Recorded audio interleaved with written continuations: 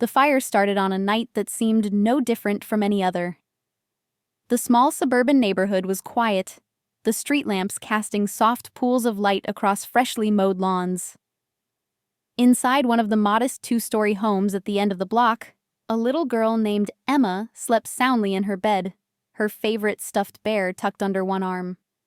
Her loyal German shepherd, Max, lay curled up on the rug near her door, his ears twitching at every creak and groan of the settling house. But outside, a storm was building. Not in the skies, but within the old wiring hidden behind the walls of the kitchen. A single spark leapt across a frayed wire, catching onto a greasy rag that had been tossed too close to the stove earlier that day. Within moments, the fabric smoldered, and then flames began to climb the cabinets like they were hungry for oxygen, growing hotter, louder, more alive with every passing second. The fire alarm should have sounded, but its batteries were long dead. There was no shrill beep, no warning to stir the family from sleep. Only Max noticed. The faint, acrid smell of smoke reaching his nose, his head lifting from the floor as he sniffed the air, ears standing tall. He growled softly, pacing in a tight circle before padding quickly to Emma's bedside. The dog nudged her hand, whined, then barked sharply. Emma stirred but didn't wake fully. Her small body shifted under the covers as Max barked again, louder this time, the sound urgent and sharp. The smoke had begun to creep under her bedroom door now, a gray veil spilling into the room. Max turned to the door, barking furiously, his teeth bared at the invisible threat seeping through the crack. Emma finally sat up, rubbing her eyes, coughing as the acrid air reached her lungs. "Max?" she whispered, her voice hoarse. The dog barked again, pawing at her blanket, pulling it down as though demanding she move. Then he ran to the window and back, barking insistently, urging her to follow. But Emma was only 6. Confused, frightened, she hesitated. She looked toward the door, and that's when she saw the smoke curling thicker, darker, and the faint glow of orange flickering at the edges. The fire was spreading fast. Max barked louder, running back to the window. He jumped up on his hind legs, pawing at the sill, then dropping back down to bark again. Emma coughed harder now, tears streaking down her cheeks as the room filled with smoke. Finally, she stumbled out of bed, clutching her bear, and followed Max toward the window. Downstairs, the fire roared through the kitchen and into the living room, consuming furniture, climbing walls, shattering glass from the heat. Flames licked the staircase, making escape that way impossible. Max seemed to know it. He kept his body between Emma and the smoke, nudging her toward the window again and again until she understood. She struggled with the latch, her tiny fingers slipping, but Max barked furiously until she pushed it open, letting in a rush of cool night air. From the street, the faint glow of flames had caught the attention of a neighbor walking their dog. The man froze, then shouted. Moments later, calls to 911 sent sirens screaming toward the neighborhood. But time was short. Inside, Emma struggled to breathe, crouching low as Max circled her, pressing his body against her as though trying to shield her.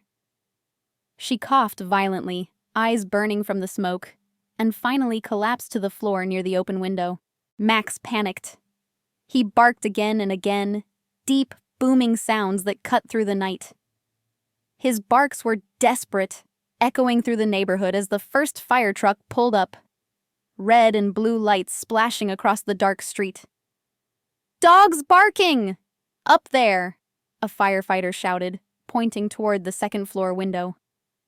Through the smoke and haze, they could see Emma's small body slumped near the sill, and Max's dark figure standing over her, barking with every ounce of his strength. The crew sprang into action. One grabbed a ladder, slamming it against the side of the house, while others pulled hoses toward the roaring flames downstairs. The ladder clattered against the siding as a firefighter ascended, mask in place, battling the waves of smoke pouring from the window. Inside, Max refused to leave Emma. He nudged her, licked her face, barked again, then turned toward the window, seeing the figure climbing closer. His barks shifted tone, still urgent, but no longer in warning. It was a plea, a demand. Help her. The firefighter reached the window, pushing smoke aside with one gloved hand. He grabbed Emma first, pulling her limp body carefully into his arms. She stirred faintly, coughing, as fresh air touched her face. But Max wasn't leaving. The dog barked and shoved forward, trying to climb onto the sill alongside them. "Come on, boy!" the firefighter shouted, reaching for him. Max leapt, his claws scrambling for grip, and the firefighter caught him, hauling his heavy body out alongside Emma. The latter shook under their combined weight, but slowly, carefully, they made their way down. Below, paramedics rushed forward, taking Emma gently from the firefighter's arms. Max dropped to the ground beside her, his fur singed, one paw bleeding from broken glass. But he refused to move away. Crowds of neighbors gathered now, gasping at the sight. Flames consumed the house behind them, the roof beginning to collapse in a thunderous roar. But Emma was alive. Her tiny chest rose and fell as paramedics administered oxygen. Max lay at her side, panting, smoke still clinging to his coat, his eyes locked on her face. Hours later, at the hospital, Emma lay in a bed with her parents beside her, their tears a mixture of fear and relief. She was breathing steadily now, the danger past, though she would need time to recover. And there was Max, lying at her feet, his bandaged paw stretched out, his eyes half closed but alert. Nurses tried to move him, but Emma clung to his neck, and he growled softly until they relented. He had fought through fire for her, and nothing, no flames, no smoke, no orders, would make him leave her side. The fire marshal's report later confirmed it. The fire alarm had failed, the staircase had been blocked, and without Max's barks alerting the crews outside, Emma might never have been found in time. For weeks afterward, neighbors spoke of the dog who barked through the fire, the one who refused to stop until help came. And every night, as Emma drifted to sleep, she reached down to stroke the fur of the dog who had saved her life, whispering a single word into the quiet. "Hero."